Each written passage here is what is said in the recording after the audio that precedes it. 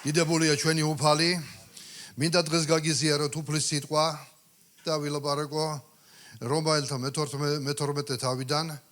წინამსახურებაზე გქონდა თემა ჩვენ ეკლესია როგორც ქრისტეს საპატარძლო და გავამახვილეთ ყურადღება ორ საკითხზე, რომ ქრისტეს საპატარძლო როგორც საპატარძლო უნდა ემზადებოდეს ორი კუთხით. ვილაპარაკეთ ჩვენ სიწმინდეზე, მის მორალურ ცხოვრებაზე და ასევე მოძღვრებაზე. და მინდა მოციქულ პავლეს სიტყვები გაგახსენოთ, რომელიც წავიკითხეთ წინამსახურებაზე. მოციქული პავლე ამბობდა და ეუბნებოდა კორინთელთა ეკლესიას, მე მიგათხოვეთ, ანუ დაგნიშნეთ ერთ მამაკაცზე, რომელიც არის ქრისტე. და მოციქულმა პავლემ კორინთელთა ეკლესიაში ეს მსგავსება გამოიყენა, რომ ეკლესია საპატარძლოა იესო ქრისტესი. რომ ქრისტეს საპატარძლო ყოფილიყო უბრალო, წმინდა, რომ არ მოეტყუებინა ეშმაკს, არ მიდრეკილიყო მისი გული უცხო მოძღვრებისკენ. მაგრამ დღეს მინდა იგივე მოციქულ პავლეს სიტყვები ოღონდ რომაელთა ეკლესიის მიმართ წავიკითხო და ორი მუხლის ირგვლივ ვისაუბროთ, რომელიც დღეს მნიშვნელოვანი არის ეკლესიისთვის, ქრისტეს საპატარძლოსთვის. აქ სიტყვა საპატარძლო არ არის ნახსენები, მაგრამ ეკლესიას დღეს სჭირდება ღმერთის სიტყვა. და მინდა წავიკითხო ორი მუხლი, პირველი ორი მუხლი და დარჩენილი დრო ამ პირველი ორი მუხლის ირგვლივ ვისაუბროთ დღევანდელ დღეს. რომაელთა 12-ის პირველი მეორე მუხლები. ამიტომ გევედრებით ძმებო, ღვთიური თანაგრძნობის მეშვეობით, წარუდგინეთ თქვენი სხეულები ცოცხალ და წმინდა, ღვთისათვის სასურველ მსხვერპლად, ანუ თქვენი გონივრული მსახურება. კიდევ ერთხელ მინდა ეს სიტყვები გავიმეოროთ. ამიტომ გევედრებით ძმებო, ღვთიური თანაგრძნობის მეშვეობით წარუდგინეთ თქვენი სხეულები ცოცხალ, წმინდა, ღვთისთვის სასურველ მსხვერპლად, ანუ თქვენი გონივრული მსახურება. და ნუ მიესადაგებით ამ წუთის სოფელს არამედ გარდაისახეთ თქვენი გონების განახლებით, რათა შეიცნოთ რა არის ღვთისნება, კეთილი, სასურველი და სრულყოფილი. ჰალელუია. დიდება უფალს ამ სიტყვებისთვის. რომაელთა პირველი წერილის პირველი ნახევარი, ვინც ბიბლიას კითხულობს, ის უფრო მიხვდება, რასაც ვლაპარაკობ და მინდა რომ უფრო მეტი ხალხი იყოს ეკლესიაში ბიბლიის მკითხველი ადამიანი. არა მხოლოდ მომსმენი კვირაობით, მაგრამ ყოველდღიურად ბიბლიის მკითხველი ადამიანი, რომლებიც იზრდებიან ღმერთის სიტყვით, რომლებიც შენდებიან ღმერთის სიტყვით. და თუ კი ჩვენ ყურადღებით ვკითხულობთ ბიბლიას, აღმოვაჩენთ, რომ რომაელთა მე-12 თავამდე, ანუ პირველი ნაწილი, რაც აქამდე არის, აქ არის სწავლება იმის შესახებ, თუ ღმერთმა რა მისცა მორწმუნეებს, თუ ღმერთმა როგორ აკურთხა თავისი ეკლესია. მოციქული პავლე ლაპარაკობს წყალობაზე, მადლზე, სახარების შეშმარიტებაზე. მაგრამ ამის შემდეგ ჩვენ ვხედავთ უკვე შემოძვრფასება, რომ მე-12 თავიდან იწყება უკვე თუ მორწმუნეებმა თვითონ რა უნდა გააკეთონ ღმერთისთვის. ჩვენ ყოველთვის ვსიამოვნებს იმის მოსმენა, რომ მადლით ვართ გადარჩენილები, რწმენის მეშვეობით, რომ ეს არ არის ჩვენი საქმეების მიხედვით, რომ ეს არ არის ჩვენი დამსახურება, რომ ეს არის ღმერთის მიერ ბოძებული ნიჭი, საჩუქარი ყოველი მისი მორწმუნე ადამიანისთვის.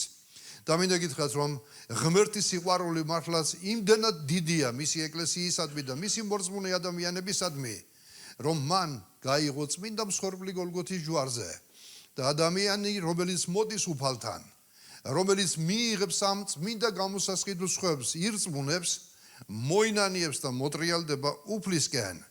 ჭეშმარიტად შეგვიძლია ვაღიაროთ და ვთქვათ, რომ ამის შემდეგ არა ჩვენი საქმეების და მიხედვით, მაგრამ მისი მადლით გვეპატია ყველაფერი. მაგრამ მე მინდა გითხრათ, რომ თვით აი ეს განწყობაც, როცა ადამიანი ღმერთისკენ ტრიალდება, მოდი ჩავთვალოთ ეს ღმერთის წყალობად და მადლად, ღმერთს დიდება და მადლობა. იმიტომ რომ ჩვენ ვახსენებთ წინამსახურებაზე, აღარ მახსოვს, ეხლა 2 კვირის წინ იყო თუ როდის იყო ასეთი სიტყვა გამოვთქვი, რომ ცოდვის შემდეგ ადამიანის ნება, რა თქმა უნდა დაზიანდა, მაგრამ ადამიანში დარჩა მის ნებაში რაღაც ღვთიური მადლი, რომ ადამიანს შეუძლია დღეს სახარების მოსმენის დროს გააკეთოს არჩევანი, მოისმინოს და ღმერთმა ყველას მისცა შანსი, ყველას ადამიანს მისცა იმისი შანსი, რომ მოისმინონ ღმერთის სიტყვა. რა თქმა უნდა ღმერთმა წინასწარ იცის, ვინ ირწმუნებს, ვინ არ ირწმუნებს, მაგრამ ჩვენ ამ თეორიას ვემხრობით ეკლესია, რომ ჩვენ უნდა ვიქადაგოთ სახარება. ვინც ირწმუნებს და მოინათლება, თქვა იესო ქრისტემ. თქვენ წადით და იქადაგეთ, ეს არის ეკლესიის მისია. ჩვენ არ გვავალია იმისი ცოდნა, ვინ არის რჩეული, ვინ არის დარჩენილი, ვინ ახავს წინასწარ განსაზღვრული ღმერთს და ასე ღრმად, როდესაც შედიან მორწმუნეები, ხშირად ხდება დაყოფები ეკლესიაში, მაგრამ მე მინდა გითხრათ, რომ ღმერთის დიდებულმა წინასწარმეტყველურმა სულმა ყველაფერი წინასწარ იცის. მაგრამ დღეს რაც ეკლესიამ უნდა ვიცოდეთ, ეს არის წადით და უქადაგეთ სახარება. იესომ თქვა, ვინც ირწმუნებს, ის გადარჩება, ვინც ირწმუნებს და მოინათლება, ის გადარჩება, ხოლო ვინც არ ირწმუნებს, ის დაღუპული იქნება. მინდა სანამ გავაგრძელებ ამ თემას, ეკლესიას მოუწოდო და უთხრა, ჩვენ უნდა ვიცხოვროთ სახარების სულით, უნდა ვიქადაგოთ სახარება. ისეთ ბოლო დროის ეკლესია წლები, როდესაც გადის, ვაკვირდები, ძალიან ლიბერალური გახდა ერთი მომენტის მიმართ. არსებობს მოძღვრება, ღმერთი ისეთი მოწყალეა, რომ საბოლოო ჯამში ყველა გადარჩენილი იქნება, უნივერსალიზმი არის ეს მოძღვრება. ისეთ მორწმუნეები ხანდახან ერთმანეთს, როდესაც ვანუგეშებთ, ან სხვა ადამიანს ვანუგეშებთ, ეს კარგია, რომ ნუგეში უნდა ვცეთ ადამიანებს, მაგრამ ერთი რამ არ უნდა დაგვავიწყდეს. იცით, როდესაც კარგი ადამიანების კვდებიან და მიდიან ამ ქვეყნიდან, ხანდახან რა თქმა უნდა ჩვენ რაღაცას ვებღაუჭებით, რომ იქნება ღმერთი მოწყალე არის, ისიც ბოლოს რა იქნება, ბოლოს სამსჯავროზე ეს უფალმა იცის მხოლოდ. მაგრამ დღეს რაც ეკლესიამ უნდა ვიცოდეთ, ჩვენ ყველა ადამიანს უნდა უქადაგოთ სახარება, კარგია, ცუდია, ცოდვილია, შენს თვალში მართალია. ადამიანები მეტნაკლებად შეიძლება ერთმანეთზე უკეთესები ან უარესები იყვნენ, მაგრამ სახარება გვეუბნება, წადით და უქადაგეთ მთელ ქვეყნიერებას. ეს არის ეკლესიის მისია. ჩვენ უნდა განვიხილოთ ყველა მაღლიდან შობილი ადამიანი, ვინც არ არის, იმ მინდვრად, სადაც უნდა ვიქადაგოთ სახარება. ჩვენ უნდა ყველა ადამიანი განვიხილოთ იმ სამკალად, სადაც ჩვენ უნდა მოვიმკათ სამკალი, თუ ისინი მაღლიდან შობილები არ არიან. ამიტომ შემოძვრფასებო, ჩვენ უნდა ვიქადაგოთ სახარება, ქრისტეს მადლი, მისი წყალობა. და მოციქული პავლე ძალიან ხშირად ეკლესიებს ელაპარაკებოდა მადლის ამ წყალობის შესახებ, ელაპარაკებოდა მახარებლობის შესახებ. მაგრამ აი აქ დღევანდელ დღეს მე მინდა ვილაპარაკო, კარგია, როდესაც მადლით გადარჩენილები მოვდივართ უფალთან, გვიხარია ამ დადებითი სიტყვის მოსმენა, მაგრამ ეკლესიები ბოლო ჟამს გახდნენ ცოტა იცით როგორი, მათ არ სიამოვნებთ, როგორც ეხან ძმამაც აღნიშნა, სოდვაზე ლაპარაკი, არ სიამოვნებთ, როდესაც სახარება მათ სიწმინდისკენ უბიძგებს და შეაგონებს. შემოძვრფასებო, ღმერთმა ჩვენ გვიხსნა, გადაგვარჩინა, ღმერთს დიდება და მადლობა, ჩვენ მადლიერებით უნდა ვიდგეთ მის წინაშე. მაგრამ თუ დავაკვირდებით, შემოძვრფასებო, მე-12 თავის შემდეგ უკვე მოციქული პავლე შეახსენებს მორწმუნეებს და ეუბნება, თუ მათ რა უნდა მისცენ ღმერთს. ღმერთი ჩვენ გვაძლევს. მაგრამ არის რაღაც, რაც ჩვენ უნდა დაუბრუნოთ ღმერთს და უნდა მივცეთ. იესო ქრისტემ როდესაც გადაარჩინა მეძავი ქალი ქვების ჩაქოლვისგან, ნახეთ რა უთხრა, ბევრჯერ მითქვია მე, რომ შეხედა იესომ და უთხრა, როცა ქალი მარტო დარჩა, როცა მისი მსაჯულებმა ყველამ ქვები დაყარეს და წავიდნენ, არავინ გაგასამართლაო დედაგაცო? არავინ უფალო. მეც არ გასამართლებ, წადი. აი აქ ჩერდება მრავალი მქადაგებლის ქადაგება. იესომ უთხრა, წადი, დაკარგული იყო, ნაპოვნი იქნა, აღმოაჩინეს ეს ქალი, ხსნა მისცა იესომ, გადარჩენა მისცა იესომ. მაგრამ მეორე ნაწილი ჩვენ გველაპარაკება, წადი, ოღონდ ნუ ღარ შესწოდავ. აი ეს ნაწილი არის მნიშვნელოვანი დღეს ეკლესიისთვის, რომელიც დავიწყებას ეცემა ნელ-ნელა. კარგია ის, რასაც ღმერთი გვაძლევს ჩვენ, მაგრამ არის რაღაც, რაც ჩვენ უნდა მივცეთ ღმერთს. ეს არის ჩვენი გულები, ჩვენი სიწმინდე, ჩვენი ჭეშმარიტება. იესო იმიტომ არ მოკვდა ჯვარზე, რომ ჩვენ ისევ ცოდვაში დავრჩეთ. არავინ არ მოგვატყუოს ჩვენ. იესო არ მომკვდარა ჯვარზე იმისთვის, რომ მისი ეკლესია კვლავ ცოდვაში რჩებოდეს. იესო მოკვდა ჯვარზე იმისთვის, რომ დაკარგულები იპოვოს, მოატრიალოს, მოაბრუნოს, დააბრუნოს სახში, ჩაიხუტოს გულში და თავისთვის შექმნას ერი წმინდა, რომლებიც იქნებიან კეთილ საქმებზე ორიენტირებული. ერი წმინდა, რომლებიც იცხოვრებენ სიწმინდეში, ჭეშმარიტებაში. და ამაში იესომ ყველაფერი ჩადო. რაც კი შეიძლება ყოფილიყო ჩადებული, მაქსიმალური ჩადოა. იესოს არაფერი არ დაუკლია ამისთვის, მაგრამ არის რაღაც, რაც ჩვენზეა დამოკიდებული არის, რაღაც რაც ჩვენ უნდა გავცეთ, რაც ჩვენ უნდა მივცეთ ღმერთს, ზურფასებო. და მის შესახებ მოციქული პავლე ლაპარაკობს და ამბობს, რომ გევედრებით ძმებო. პავლე ევედრება, ეხვეწება ეკლესიას, კი არ უბრძანებს, მაგრამ ევედრება და ეუბნება და შეაგონებს ქრისტიანებს, რომ საკუთარი თავები მიუძღვნან ღმერთს და ამბობს, ამიტომ გევედრებით ძმებო. ღვთიური თანაგზნობის მეშვეობით წარუდგინეთ თქვენი სხეულები, ცოცხალ, წმინდა ღვთისთვის სასურველ მსხვერპლად, ანუ თქვენი გონივრული მსახურება. მოციქული პავლე ევედრება რომელთა ეკლესიას და ამბობს, მისი სიტყვები ფაქტიურად იმას ნიშნავს, რომ რადგან ღმერთმა ასეთი წყალობა გამოავლინა მათ მიმართ, რომ მისცა მათ ხსნა, მათი რეაქციაც უნდა ყოფილიყო შესაბამისი. ჩვენი რეაქცია, თუ ჩვენ მართლა გვჯერა, თუ მართლა გვწამს იმ მადლისა, იმ წყალობისა, მოდი ხელი აწიოს ვის წამს და ვის ჯერა ამისი. რომ ღმერთმა თავისი მადლით გვიხსნა. ჰალელუია, ღმერთს დიდება. მაგრამ მე უნდა გითხრა ასევე ჩვენ უნდა გავამახვილოთ ყურადღება, როგორც მოციქული პავლე ამბობს. ჩვენი რეაქცია უნდა იყოს მისთვის თავის მის უნდა როგორც მოციქული პავლე ამბობს. არ შეიძლება ჩვენ ასეთ დიდებულ საქმეზე რაც უფალმა გააკეთა, თუ მართლა უბრალოდ ადამიანების ყური მიეჩვია ამას. არის რაღაცებს ეჩვევა ადამიანი. მისი ყური მიეჩვია მადლზე ლაპარაკს, სოდობის პატიებაზე და ისიც შეიძლება აღარ რეაგირებს. მიეჩვია მისი ყური, მაგრამ თუ მთელი გულით მართლაც ხვდებით ამ ყველაფერს, მაშინ ჩვენი რეაქცია ამ ყველაფერზე უნდა იყოს გამოხატული. და ეს რეაქცია არის შემოზრფასება, როგორც მოციქული ლაპარაკობდა. ჩვენი რეაქცია რწმენით გამართლებაზე. ჩვენი რეაქცია ზურფასებო დაუნსახურებელი მადლის სიმდიდრეებზე, რომელზეც ვლაპარაკობთ. იმ დიდების გარანტიებზე და საწინდარზე, რომელზეც ვლაპარაკობ ხშირად, ჩვენი რეაქცია უნდა იყოს ასეთი. ჩვენი თავები უფრო მეტად უნდა მიუძღვნათ ღმერთს. ღმერთს დიდება და მადლობა. ესეთ რა არის, რომ ხორციელად განწყობილ ლიბერალებს შეეძლოთ აქედან შემდეგი დასკვნების გაკეთება, როცა მოციქული პავლე ლაპარაკობდა მადლზე, როცა დაუნსახურებელ გადარჩენაზე და ჯილდოზე ლაპარაკობდა, ისეთ შეეძლოთ შემდეგი დასკვნების გაკეთება, რომ შეგვიძლია ჩვენ ვიცხოვროთ ისე, როგორც მოგვესურვება ჩვენი გულის თქმებით, იმიტომ რომ ცნობილი იყო ზურფასებო, თუნდაც იმ პერიოდში და დღეს შეიძლება ცოტა სახეცვლილება განიცადა, მაგრამ ფესვი ერთია ცრუ მოძღვრებებისა.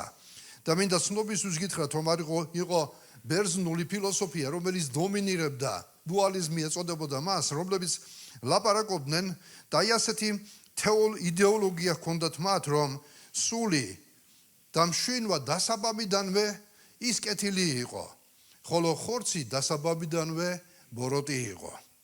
და აქედან გამომდინარე ზურფასებო მოკვდავი ბოროტება იყო ხორცი და აქედან გამომდინარე ისინი აზრობდნენ და ფიქრობდნენ, რომ თუ ხორცი თავიდანვე ბოროტია და მოკვდავია, ხოლო სული და მშვენვა თავიდანვე კეთილი იყო.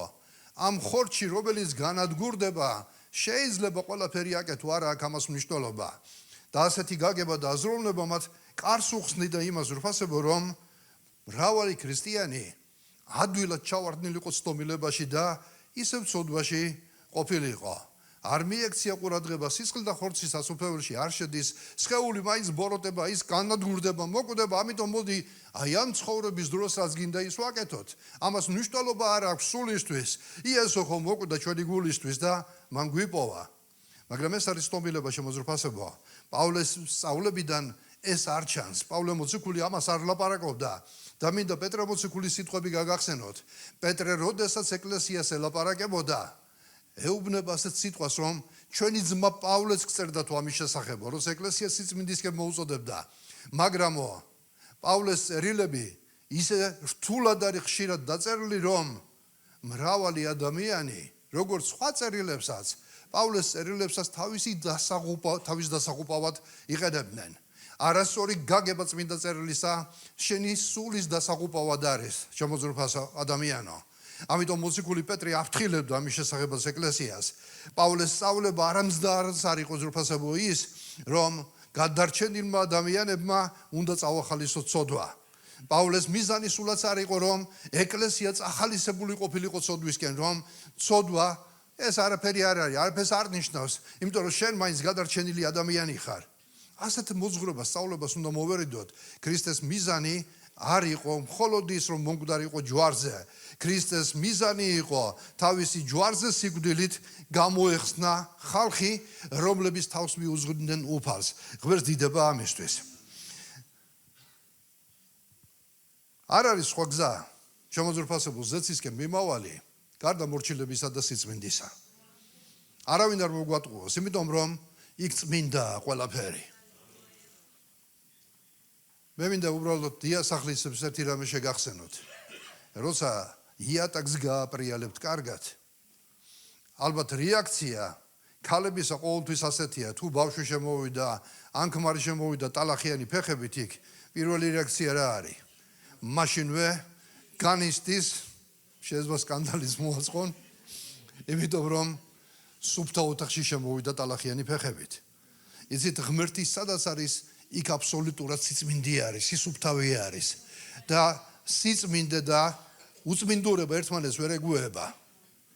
ამიტომ მოხდა ედემიდან ადამის გამოძევება.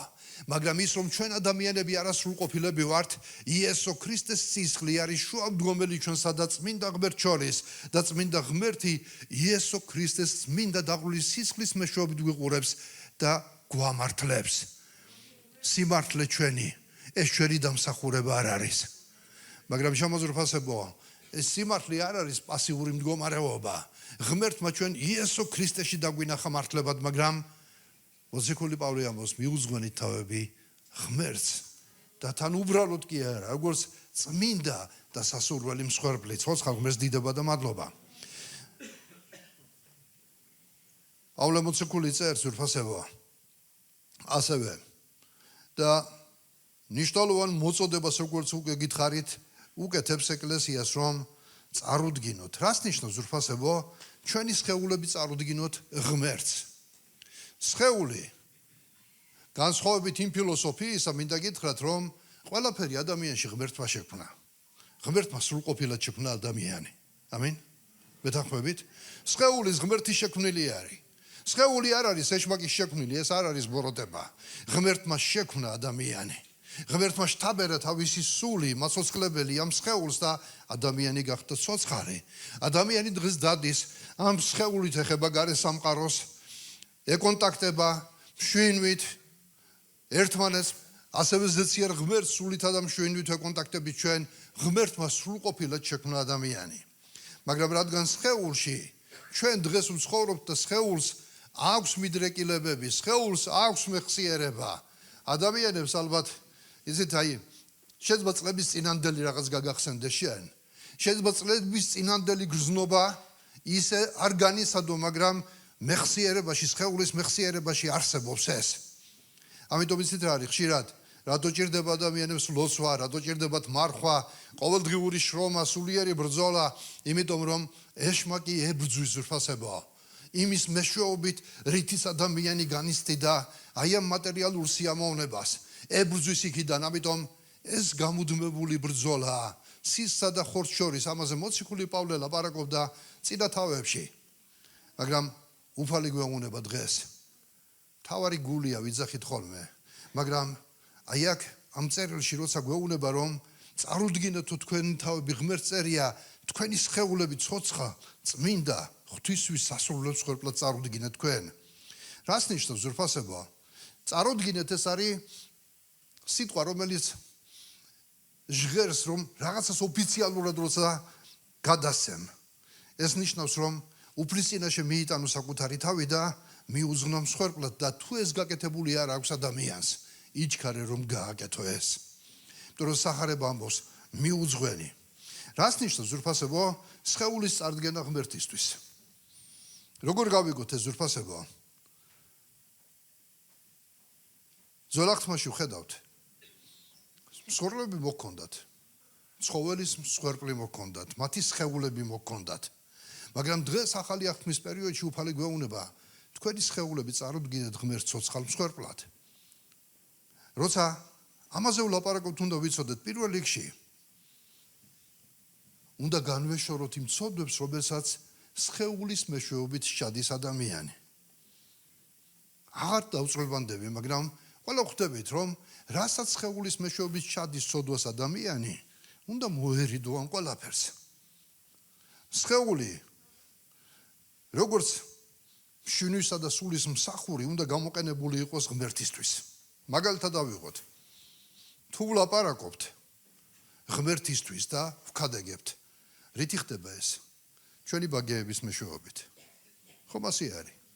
ხომ არ შეიძლება გაჩუმებული იყოს შენ და გულში უქადაგებდე ვიღაცას. შენი ბაგეების მეშვეობით ამბობ ამას. როდესაც ჩვენ კითხულობთ ღმერთის სიტყვას, ამას თვალების მეშვეობით ვაკეთებთ. და ასე შემდეგ ზურფასებოა, როცა მივდივართ ვიღაცას ვეხმარებით, ჩვენ ღმერთის ნებას აი ამ ხელებით ვასრულებთ. ფიზიკურად როცა ეხმარები ვიღაცას, როცა მიდიხარ ღმერთის საქმეზე, როცა სასიკეთო საქმეზე მიდიხარ, ფეხები გჭირდება ამისთვის. ანუ შემოზურფასებოა, როცა ვფიქრობთ რაიმეზე, ეს ჩვენი გონების მეშვეობით ხდება, რომელიც ჩვენი სხეულია. ანუ ჩვენ თლიანად ჩვენი სხეული უგულებელ საყოფი არ არის. უბრალოდ ბიბლია დღეს გველაპარაკება ჩვენ თუ ჩვენი თვალებით ჩვენ ვემსახურებით ცოდვას.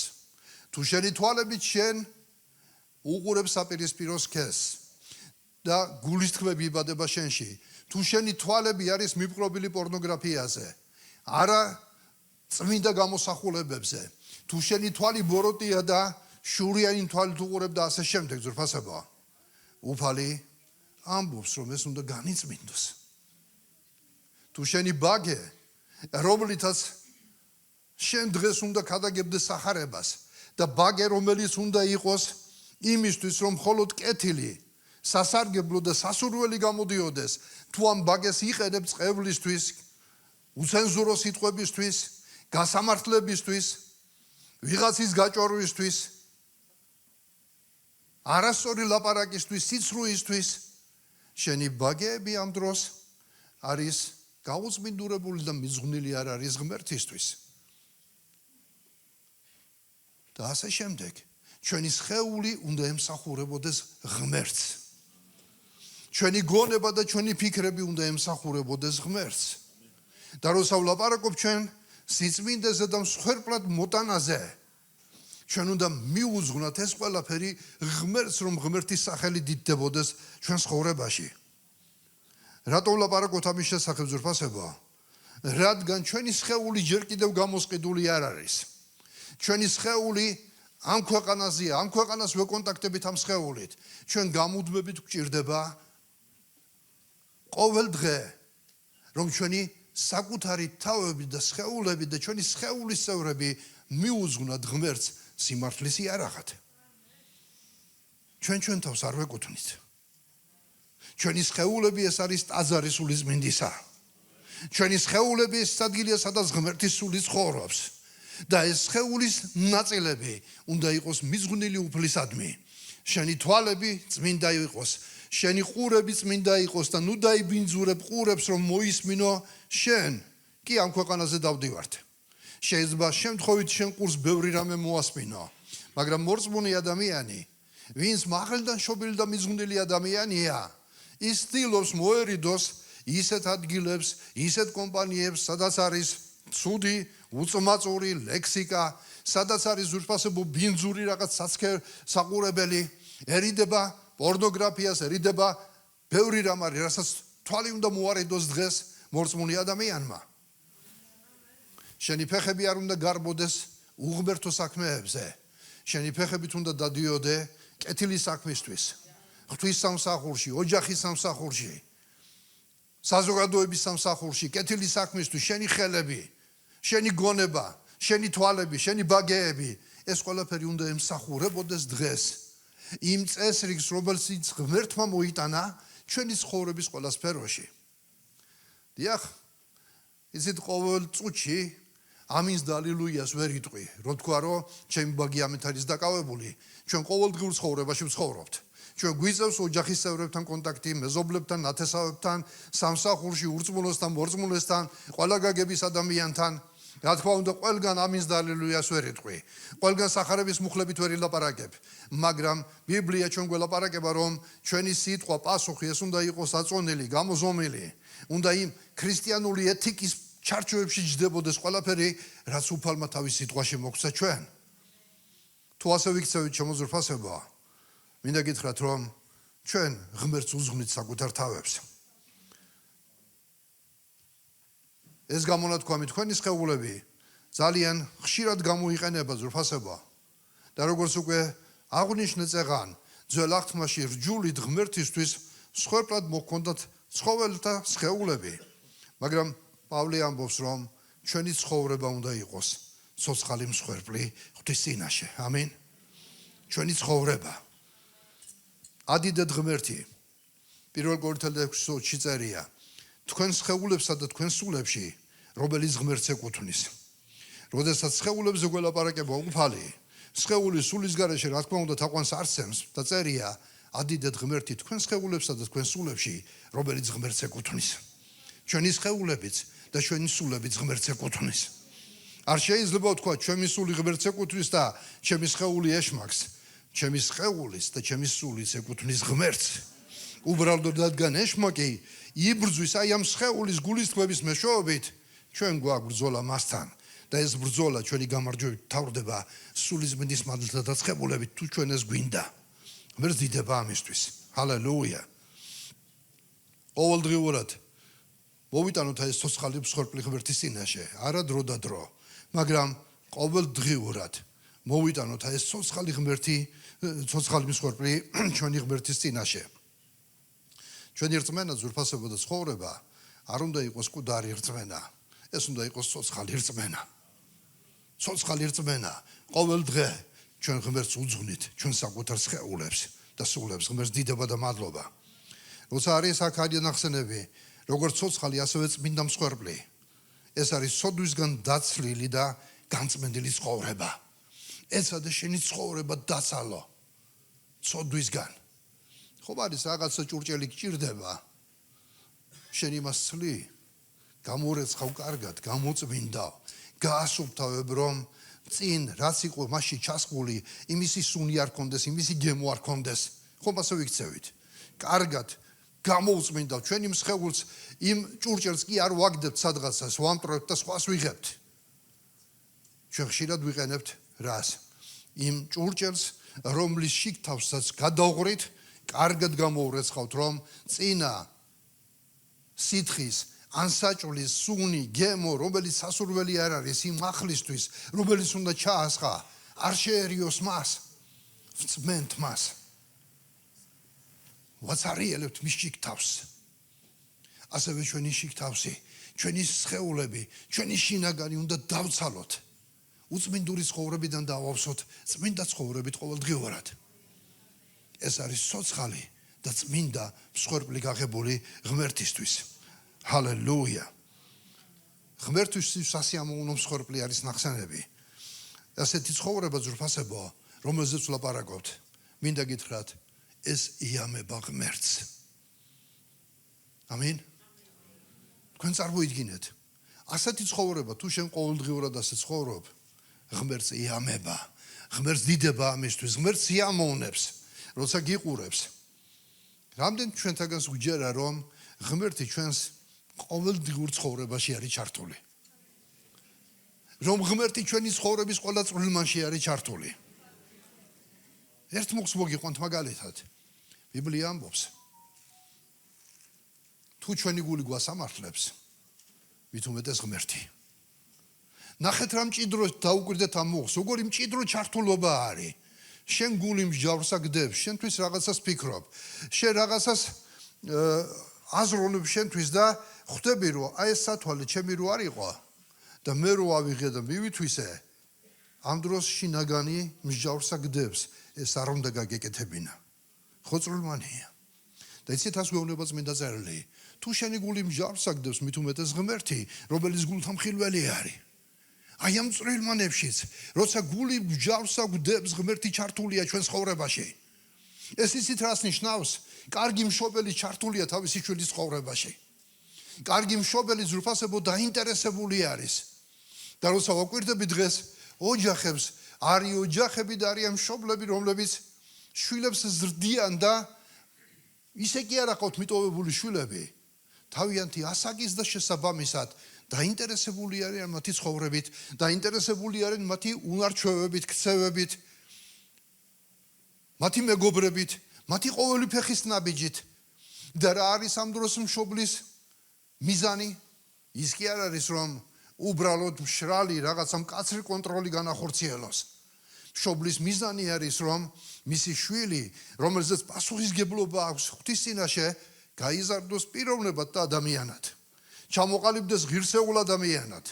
ჩამოყალიბდეს პიროვნებად, რომელი პიროვნებას სასურველი იქნება ყოველი მშობლისთვის და მშობელს ყოველთვის კარგი უნდა შვილისთვის. მე ვიცი ზრფასებო, მაგალითად კრიმინალ მშობლებს არ უნდათ რომ მათი შვილები კრიმინალები გაიზარდნენ. რატომ? იმიტომ რომ გავლილი აქვთ ეს ცხოვრება და იციან. მეძავ ქალებს არ უნდათ რომ მათი გოგონები მეძავები გამოდიოდნენ. რატომ? იმიტომ რომ განვლილი აქვთ ეს ცხოვრება. და მით უმეტეს ზრფასებო, როცა წესიერ მშობლებს და ადამიანებს უნდათ რომ მათი შვილები პიროვნებად ჩამოყალიბდნენ, ისინი დაინტერესებული არიან მათი ცხოვრების ყველა წვრილმანით. ჩვენი ღმერთი, როგორც უზენაესი მამა, ის არის მამა, მისგან იწყება მამობა. და ჩვენ მამებმა მისგან უნდა ვისწავლოთ მამობა. ყურადღება ოჯახისადმი, ყურადღება შვილებისადმი, მეუღლისადმი. მამობა ეს არ არის მარტო ოჯახში მისვლა და მბრძანებლობა, მამობა ღრმა საკითხი არის და ის მოდის ღმერთისგან. მისგან არის ყოველგვარი მამობა. და ის მამა დაინტერესებულია ჩვენი ცხოვრების ყველა წვრილმანით. რას ლაპარაკობ, რას ფიქრობ, რას აკეთებ, როგორ აკეთებ, რა არის შენს გულში. იმიტომ რომ ის ღმერთია, ის მამაა შენი. და მისთვის სასიამოვნოა, როცა შენ ყოველ დღე მისთვის ცოცხალი, წმინდა და სასურველი მსხვერპლი მოგაქვს. როცა შენ სხეულს შენ უძღვნი ღმერთს, როცა რაღაცაზე უარს ამბობ და რაღაცა სიამოვნებით აკეთებ მისთვის, ღმერთს დიდება და მადლობა. უარს ამბობ იმაზე, რაც ღმერთს არ სიამოვნებს და ეთანხმები იმას, რაც ღმერთს უყვარს. ამინ?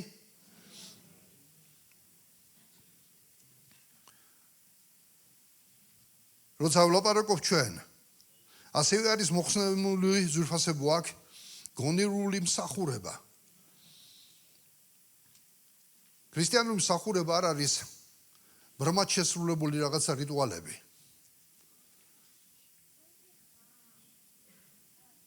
გონივრული მსახურება ეს ნიშნავს გააზრებული, აზრით გაკეთებული მსახურება, გააზრებული შენიქმედება. ეს არ არის შემოზურფასებოა. უბრალოდ მსახურება, რომელიც რაღაცა ბრმა რიტუალებით არის შესრულებული, არამედ შეგნებული და გაცნობიერებული რწმენა. ჩვენ შეგნებულად უნდა მიუძღვნათ ჩვენი თავები ღმერთს. მიუძღვნათ მას თავი, როგორც ჭეშმარიტ ჩვენს მეფეს, მბრძანებელს და უფალს. ეს უნდა იყოს გააზრებული, შეგნებულად გაკეთებული. არა ინსტინქტით ნაკარნახები, არა ვიღაცის შიშით გაკეთებული, მაგრამ ჩვენ ღმერთის წინაშე გააზრებულად უნდა მოქმედებდეთ აი ამ ყველაფერს და ვაკეთებდეთ ღმერთს დიდება ამისთვის. ნუ მიესადაგებით ამ წუთის ოფერს და მინდა აი ამაზე ცოტა გამომახვილო ყურადღება. უფრო მეტად. ნუ მიესადაგებით ამ წუთის ოფერს, აბრეთ გარდაისახეთ თქვენი გონების განახლებით, რათა შეიცნოთ რა არის ღვთისნება, კეთილი, სასურველი და სრულყოფილი. რა იგულისხმება, როცა ჩვენ წუთის ოფერზე ვლაპარაკობთ, რომ ნუ მიესადაგებითო. როცა ლაპარაკი გვაქვს, ნუ გიყავთ ქვეყნიერება. აქ არის ლაპარაკი ზურფასობა უპირველეს ყოვლისა ფასეულობებისა და შეხედულებების სისტემა, რომელიც არის დღეს მსოფლიოში, ამ წუთის ოფერში. ან ამა თუ იმ ისტორიულ მომენტში ყველა ეპოქას ხო თავისი დამახასიათებელი რაღაც აქვს. მაგრამ არსებობს სიტყვა ასეთი ზეგავლენა. მინდა ცოტაოდენი გავამახვილოთ ყურადღება, ზეგავლენა ისეთი რაღაცა არის. ყველა ვიღაცას ემსგავსება.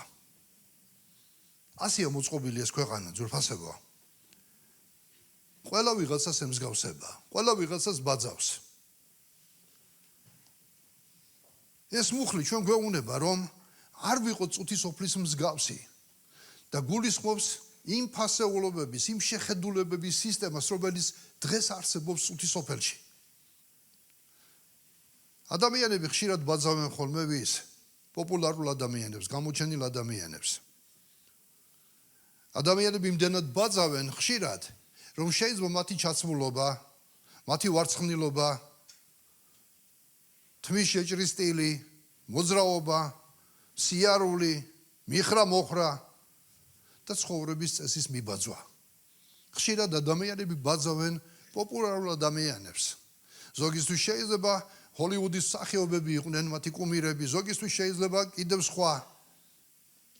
და რა სასიამოვნოდ გვხვდება ხოლმე ჩვენ ყურში, როცა რომელიმე გამოჩენილი სპორტსმენი ქრისტეზე იტყვის რაღაცას. როცა რომელიმე პოპულარული ადამიანი იტყვის ღმერთზე რაღაცას. რომ მას ჯერა ღმერთის. რომ მისი საყრდენი არის ქრისტე. ამ დროს როგორც წესი ისეთი ბუმი ატყდება ხოლმე სოციალურ ქსელებში მორწმუნეთა მხრიდან, რომ არიქა უკვე ეს ადამიანი ზეცაში ზის. სიამოვნებს. მაგრამ მინდა გითხრათ, რომ ყველას მოხუცსაც, ახალგაზრდასაც რამდენი პოპულარული ადამიანი ყოფილა, ვინც ოჯახი დაანგრია. რამდენი პოპულარული ადამიანი ყოფილა, ვინც ნარკოტიკებით დაამთავრა თავისი ცხოვრება. რამდენი პოპულარული ადამიანი ყოფილა ამის იქით, რომ მან ბაგით რაღაც აღიარა, მისი ცხოვრება არ შეესაბამებოდა ქრისტეს ფასეულობებს.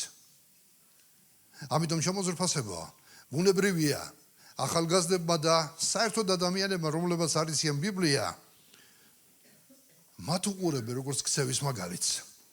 მაგრამ მინდა გითხრათ, რომ ქცევის მაგალითად ჩვენ, როცა უყურებთ ბიბლიას და ვსწავლობთ, ჩვენ უნდა გავიხადოთ ერთადერთი პიროვნება, ეს არის იესო ქრისტე. როცა სიამოვნებს, რომ რომელიღაც პოპულარული ადამიანი ქრისტეზე რაღაცას იტყვის, და გესიამოვნა. ვიღაცამ თქვა, რომ ქრისტეა ჩემი იმედი ყოველდღიურ ცხოვრებაში და გესიამოვნა, დიახ, სასიამოვნოა, მაგრამ შენ მინდა უბრალოდ დაგარწმუნო და გითხრა, შენ გაქვს დღეს უფრო დიდი ცხოვრებაში. შენ ხარ მაღლიდან შობილი ადამიანი. შენ გშვა უფალმა, შენ გონებით კი არ იცნობ მარტო უფალს. შენ იცნობ მთელი გულით მას. შენში ღმერთის სული ცხოვრობს. ამიტომ შენი მაგალითი ყოველთვის ეტალონი შენი ცხოვრებისა ვისაც უნდა მიბაძო, ეს უნდა იყოს იესო ქრისტე.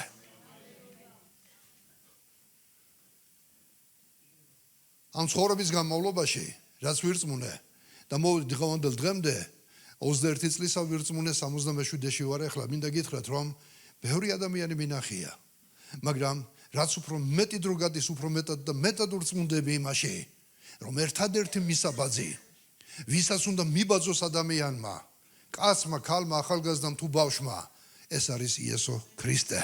ჰალელუია. ერთ საკვირაო სკოლაში როცა ასწავლიდნენ, ასეთი კითხვები დაიბადა. აი იმ პერიოდში რო გეცხოვრათ, ვის აირჩევდითო მეგობრადო? და ბავშვმა თქვეს, ქრისტეს ავირჩევდით მეგობრადო. ქრისტეს ხო პატარა იყო. ბავშვი გაიზარდა სხეულში. და როცა საკვირაო სკოლაში მათ ასწავლიდნენ ქრისტეს შესახებ, იცით, ყველა მაირჩია იმ დროს რომ მეცხოვრა ქრისტესთან ვიმეგობრებდი. შემოძვრფასებო. გინდა დღეს ქრისტესთან მეგობრობა? არ არის საჭირო იმ დროში ცხოვრება თუ ბავშვი ხარ, თუ ახალგაზრდა ხარ. დიახ, სასიამოვნო იქნებოდა ალბათ, როცა წარმომედგენია მოციქულები ქრისტესთან ერთად რო დადიოდნენ, თითქმის თანატოლები იყვნენ, ასე გამოდის სლოვანებით, ხო? მეტნაკლებად შეიძლება იყოს სხვაობა. წარმოგიდგენია თუ რომ ფილმებში არის ხოლმე ახლა რომელსაც იღებენ და სასიამოვნო საყურებელია. ქრისტე მათი თანატოლი იყო. სხეულებრივად ისინი მასთან ერთად დადიოდნენ, მას უსმენდნენ, ავტორიტეტი იყო მათთვის ქრისტე. რამდენჯერ მიფიქრია, ნეტა იმ დროში რომ მეცხოვრა, იესო ქრისტესთან ყოფილიყავი, მაგრამ იმ დროში ცხოვრობდნენ იუდა მის გვერდით იყო, მაგრამ გაყიდა იესო ქრისტე. მის გვერდით ბევრი იყო. იესომ განკურნა კიდეს ადამიანები, მაგრამ ისინი ყვიროდნენ ჯვარსაცვით. სულაც არ არის საჭირო იმ დროში ცხოვრობდე. დღეს ღმერთი ჩვენ შორის არის. იესომ თქვა, მე მივდივარ, მაგრამ თქვენთან ვარ წუთისოფლის აღსასრულამდე. დღეს შენ გაქვს ძვირფასო ადამიანო, საშუალება რომ მქონდეს მოზიარეობა იესო ქრისტესთან. ღმერთის სული აქ არის, სულიწმინდა ქვეყანაზე ნიშნავს იმას, რომ ქრისტეა ქვეყანაზე. სულიწმინდა ქვეყანაზე იმას ნიშნავს, რომ მამა ჩვენს გულებში, ჩვენ ღმერთის ტაძრები ვართ და ღმერთის სული ცხოვრობს ჩვენში. შეგიძლია დღეს ქრისტესთან იმეგობრო. შეგიძლია ქრისტესთან ძვირფასებო იარო. შეგიძლია ქრისტეს ესაუბრო. შეგიძლია ქრისტეს ასიამოვნო. და თუ წესიერად არ მოიქცევი, შეიძლება აწყენინო კიდეც. ეს არის ჩვეულებრივი უბრალო ცოცხალი მოზიარეობა, რომელიც რელიგია არ არის. ეს არ არის წესები, ეს არ არის ტრადიციები. ეს არის ცოცხალი მოზიარეობა უფალთან. ეს მოგვიტანა იესომ. აი ამისკენ უნდა ვესწრაფოთ და ეს ღვთისმსოფლის ძვირფასება. ფასეულობების სისტემა რაც კი არსებობს ჩვენ, ეს არ უნდა იყოს ჩვევის მაგალითი. რადგან ეს ყველაფერი მოციქული პავლე ამბობს, აი ამ წუთისოფლის სისტემის მიღმა ძვირფასება, ეს არ არის უბრალოდ უწყინარი ცხოვრების წესი. ამის მიღმა დემონური ძალები დგანან. და მოციქული პავლე ამბობს ეფესელთა 2:2-ში, რაშიც ოდესღაც დადიოდით. აი ოდესღაც ჩვენ რაშიც დავდიოდით, კარგად მომისმინეთ? ამ წუთისოფლის წესისამებრ, ჰაერის ძალთა მთავრისა და იმ სულის სურვილისამებრ ამჟამად ურთძეებში რომ მოქმედებს. რას ნიშნავს ეს სიტყვა? ფაქტიურად პავლე ამბობს, რომ აი ამ წუთისოფლის სისტემის უკან, რომელშიც ოდესღაც ჩვენ ცხოვრობდით, მის უკან ეშმაკი დგას. ეს არ იყო უბრალოდ ცოდვილი ადამიანის ცხოვრება. აი ამ წუთისოფლის სისტემის და ფასეულობების უკან, რომელშიც ოდესღაც ცხოვრობდით ჩვენ, დემონური ძალები იდგნენ. ეშმაკი იდგან ყველაფრის უკან. ფაქტიურად ძვირფასებო, დღეს, როდესაც ჩვენ უკვირდები ჩვენს გარშემო რაც კი არის, წესები, კულტურა, მორალი, განათლება, ძალიან ხშირად ეს ყველაფერი ღმერთის სიტყვის საწინააღმდეგოდ მოქმედებს. ამიტომ დღეს ჩვენ უნდა გავაკეთოთ არჩევანი, წუთისოფელი თუ ღმერთი. წუთისოფელი ეს ცვალებადია. მაგრამ ღვთისფასეულობები ეს მარადიული არის. ღმერთს დიდება და მადლობა. იცით ისეთი დრო დადგა, მორალის ნორმები სხვადასხვა დროს სხვადასხვანაირი არის. და ესაია ამბობდა, ხალხი ბოროტს კეთილს უწოდებს, ხოლო კეთილს ბოროტს. მოდი ამ სიტყვას დაუკვირდეთ ჩვენ. არის პერიოდი, როცა ნორმებიც იცვლება, ეთიკური ნორმები იცვლება, ადამიანები აზროვნებას იცვლიან და ხშირად შეიძლება წავაწყდეთ ჩვენ ცხოვრებაში, რომ ადამიანები ბოროტს კეთილს უწოდებდნენ და კეთილს კიდევ ბოროტს. ერთი რამ მინდა გითხრათ, შემოძვირფასებო, რაც ეკლესიას გეხებათ და უფრო კარგად უნდა იცოდეთ. ძალიან ხშირად ხდება. ისე ხშირად არა ახლა საგანგაშოდ იყოს, მაგრამ მაინც არის. როდესაც ეკლესია რომელიღაც საქციელს გმობს. ეკლესია ჩვენ მოწოდებული ვართ, რომ თეთრსა და შავს შორის განსხვავება უნდა გავაკეთოთ. ეკლესია მოწოდებული ვართ ჩვენ, რომ ბოროს ბოროტი უწოდოთ და კეთილს კეთილი უწოდოთ. ეკლესია მოწოდებული ვართ იმისთვის, რომ ჩვენ შიგნით ეკლესიურ ცხოვრებაშიც ამისი გარჩევის უნარი გქონდეს. მაგრამ ყოფილა მომენტები, ადამიანი ოჯახს ანგრევს და სხვა ოჯახს ქმნის და ეკლესიამ ეს საქციელი დაგმო. იმიტომ რომ ჩვენთვის ზრფასებაა, გაყრა, თუ ჩვენ დავაკვირდებით, როგორ ლაპარაკობს წმინდა წერილი ამის შესახებ, ეს უბრალოდ გაცილება კი არ არის. მე მძულს გაყრა ამბობს უფალი და ამ სიტყვაში უფრო ღრმა მნიშვნელობა დევს.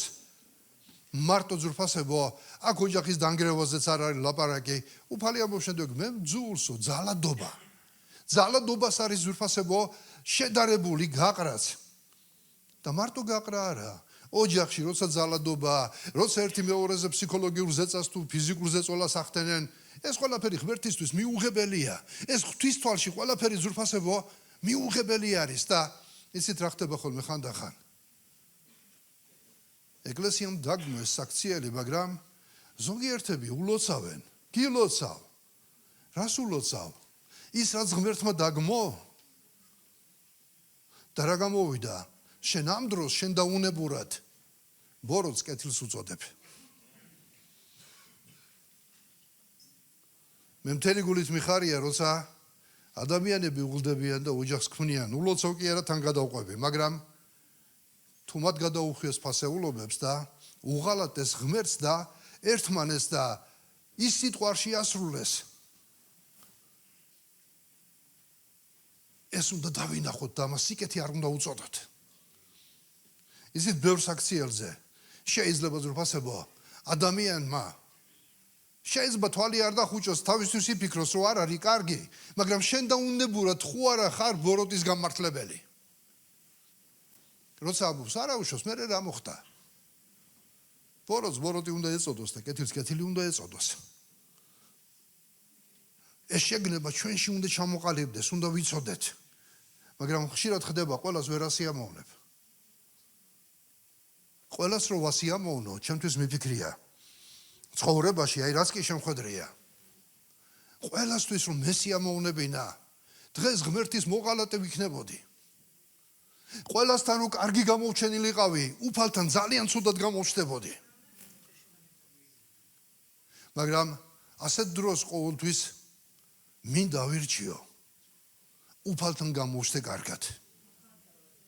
ღმერთს არ ვაწყენინო.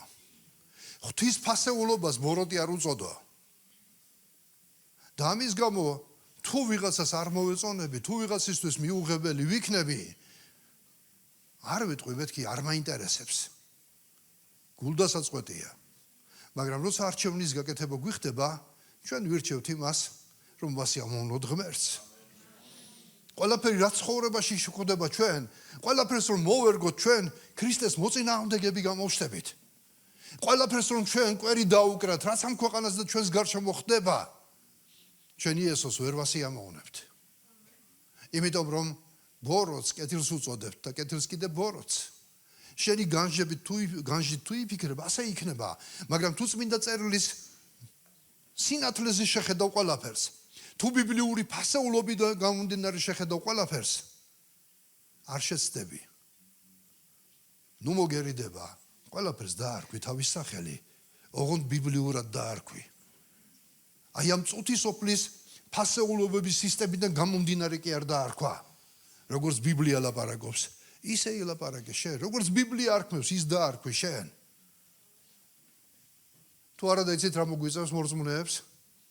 შეიძლება ურწმუნო და უწმინდურთა წინაშე, თუ შენ გწვენია ბიბლიური ფასეულობები აღიარო, ისი როგორ იქნები, ურწმუნოთა და უწმინდურ ადამიანთა წინაშე მოკაკული იქნები ყოველთვის. ყოველთვის იგრძნობ თავს, რომ შენ რაღაც უფრო დაბალი ქცევის ადამიანი ხარ, უფრო სუსტი ხარ, ისინი უფრო ძლიერები არიან. ყოველთვის შენი არასრულფასოვნების კომპლექსი გექნება. ვიღაცა რო დაიტრაბახებს, კაცი ხარ და უნდა იგულაო და შენ ამ დროს როცა შენი ოჯახის ერთგული ხარ. ხო არ დაიჯერებენ ხოლმე ნეტა ადამიანები. ასეთი კაცები, რომლებიც ოჯახის ერთგულები არიან, რომ რაღაცით უფრო დაბლად განან იმ ადამიანზე.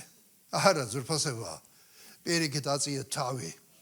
კარგი გაგებით იყავი ამაყი, რომ შენ ქრისტეს ფასეულობებზე დგეხარ და ის ვიღაც სულდაბალი ადამიანია, რომელიც თავის ოჯახს ღალატობს, რომელიც ზრფასება იმ სიწმინდეებს და ფასეულობებს ფეხქვეშ თელავს და ხვალე შეიძლება მოგევლინოს და თქვას ოჯახის სიწმინდე.